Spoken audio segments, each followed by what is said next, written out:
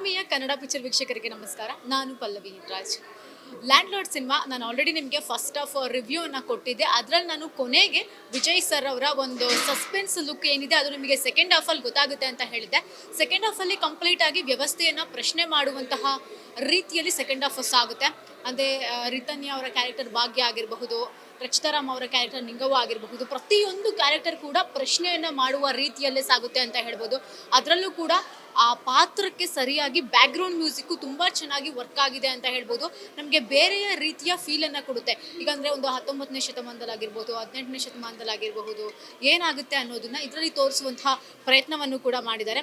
ನಂತರ ಒಂದು ಭೂ ಮಾಲೀಕರ ದಬ್ಬಾಳಿಕೆಗೆ ಒಳಗಾದಂತಹ ಕುಟುಂಬಗಳು ಅಥವಾ ಒಂದು ಹಳ್ಳಿ ಯಾವ ರೀತಿ ಒದ್ದಾಡುತ್ತೆ, ಅವರ ಆ ಕ್ರೂರತ್ವಕ್ಕೆ, ಆ ಕ್ರೌರ್ಯಕ್ಕೆ ಯಾವ ರೀತಿ ಇವರು ಪ್ರತಿ ಸವಾಲನ್ನು ಸ್ವೀಕರಿಸ್ತಾರೆ. ಒಂದು ಅದೇ ರೀತಿಯಲ್ಲಿ ಮಿತ್ರ ಅವ್ರ ಪಾತ್ರ ಒಂದು ಕ್ಯಾರೆಕ್ಟರನ್ನು ಕಂಪ್ಲೀಟಾಗಿ ಸೆಕೆಂಡ್ ಹಾಫ್ನೇ ಬದಲಾಯಿಸುವಂತಹ ಕ್ಯಾರೆಕ್ಟರನ್ನು ಮಿತ್ರ ಅವರ ಪಾತ್ರ ಮಾಡುತ್ತೆ.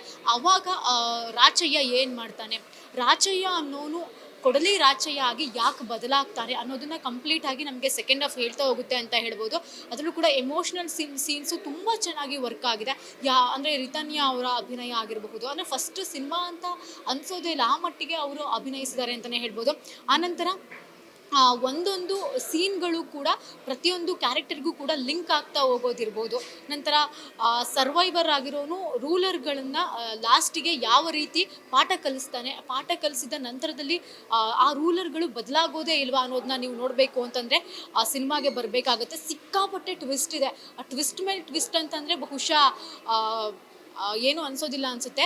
ಭಾವನಾ ಅವರ ಕ್ಯಾರೆಕ್ಟರ್ ಆಗಿರಬಹುದು, ಅಂದರೆ ರೂಲರು ಯಾವ ರೀತಿ ರೂಲ್ ಮಾಡ್ತಾನೆ, ರೂಲರ್ ಅನ್ನೋನಿಗೆ ಸರ್ವೈವರ್ ಮೇಲೆ ಯಾವಾಗಲೂ ಕೂಡ ಅವನಿಗೆ ಒಂದು ಬೇಸರ ಅಥವಾ ಕೋಪ ಬಂದಾಗ ಅವ್ನು ಯಾವ ರೀತಿ ಬದಲಾಗ್ತಾನೆ ಅನ್ನೋದನ್ನ ಕಂಪ್ಲೀಟಾಗಿ ಹೇಳ್ತಾ ಹೋಗುತ್ತೆ. ಅಂದರೆ ಆತನಿಗೆ ಒಂದು ಕರುಣೆಯ ಮನೋಭಾವನೆ ಇರೋದಿಲ್ವ, ಅಥವಾ ಸಹಾಯ ಮಾಡಬೇಕು ನನ್ನ ಊರವರಿಗೆ ಅನ್ನುವಂತಹ ಮನೋಭಾವನೆ ಇರೋದಿಲ್ಲ.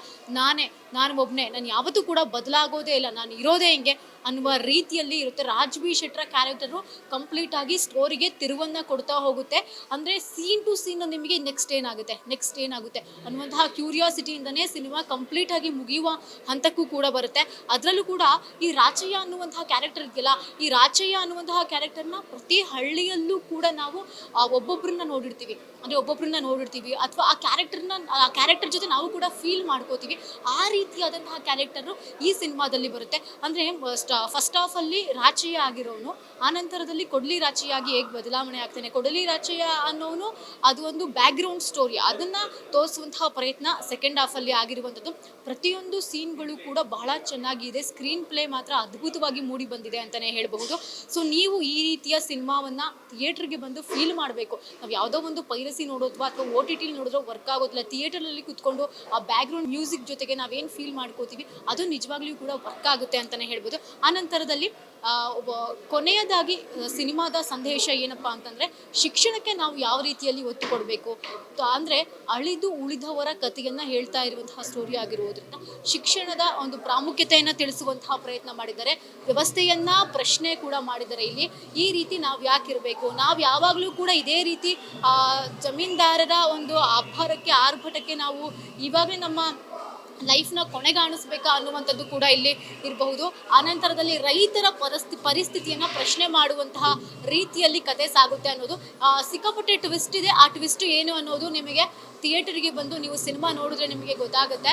ಸೊ ಇದು ಲ್ಯಾಂಡ್ ಲಾರ್ಡ್ನ ಒಂದು ಲ್ಯಾಂಡ್ ಅಂತಲೇ ಹೇಳಬಹುದು. ಈ ದುನಿಯಾ ವಿಜಯ್ ಅವರ ಒಂದು ಸಿನಿಮಾ ಬದುಕಿನಲ್ಲಿ, ಒಂದು ವೃತ್ತಿ ಜೀವನದಲ್ಲಿ ಅಷ್ಟು ಸಿನಿಮಾಗಳು ಒಂದಾದರೆ ಈ ಲ್ಯಾಂಡ್ ಲಾರ್ಡು ಅವರಿಗೆ ಬೇರೆ ಮಟ್ಟದ ಹೆಸರನ್ನು ಕೊಡುತ್ತೆ. ಅದು ಈ ಹಿಂದೆ ಅವ್ರನ್ನ ದುನಿಯಾ ವಿಜಯ್ ಅವರು ಅಂತಿದ್ವಿ, ಆನಂತರ ಭೀಮಾ ವಿಜಯ್, ಸಲಗ Vijay ಅಂತಿದ್ವಿ.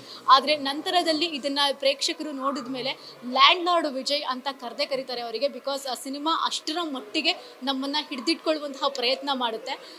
So camera person Arun ಜೊತೆಗೆ ಪಲ್ಲವಿ ರಾಜ್, ಕನ್ನಡ ಪಿಕ್ಚರ್.